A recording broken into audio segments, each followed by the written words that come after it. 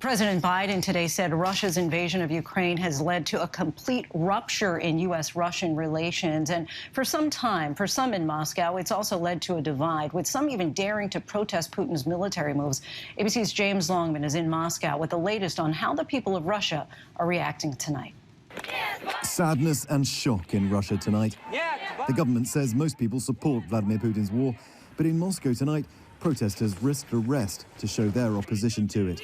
Hundreds of people were on this street earlier here in downtown Moscow to protest the decision by Vladimir Putin to invade Ukraine. They don't feel that this is a man that represents their interests, and they're just taken away, put in these trucks over here. You can see the riot police in blue. There have been over 1,000 arrests across the country, in fact, at protests like these in over 50 cities. A large number of people here in Russia do believe what Vladimir Putin says because they've been watching and listening a lot of the state-controlled media. But for these mostly young people here, it takes a special kind of bravery to protest in Vladimir Putin's Russia, especially on the day that he goes to war. So why are you here, ladies? Why have you come? We would like to support our friends in Ukraine, and not only, we're just against the war in any kinds of this. That's why. That is the reason.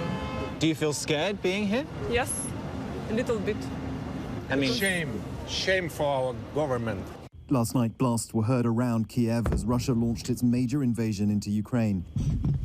It came after Putin addressed the nation, announcing a special military operation against Ukraine, saying there was no other option. While students protest in the street, some of Russia's cultural elite added their voice online. Famous Russian actors and presenters are putting up black squares on their Instagram profiles. Fear and pain, no to war, one late-night show host has written. Students on the street and celebrity criticisms are irritations the Kremlin can ignore. But it's making sure the wider public is fed a very specific message.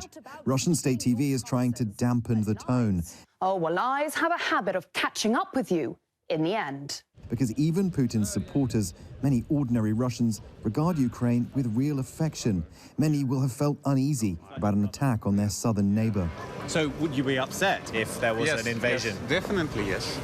That's why the messaging over this war has been so tightly controlled. It's not being called an invasion. The government says only Ukraine's military is in its sights, and there's a pledge not to kill civilians. The media overseer has even said outlets will be fined if they don't report what official Russian sources are saying.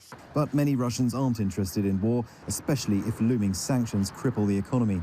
An independent poll released by the Levada Center on Thursday shows that only 45% of Russians supported recognition of the separatist states in Ukraine. For students like Albina and Maria, the war means their futures are thrown into yet more uncertainty. We don't support our government, and we don't have any direct channel how to say it. If you want to fight for your future, you need to speak up. Would you have a message for Ukrainians if they're watching? We respect Ukraine. We think that Ukraine is a really nation, and we don't choose this way. We want just peace.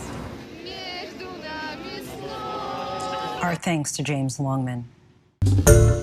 Hi everyone, George Stephanopoulos here. Thanks for checking out the ABC News YouTube channel. If you'd like to get more videos, show highlights, and watch live event coverage, click on the right over here to subscribe to our channel, and don't forget to download the ABC News app for breaking news alerts. Thanks for watching.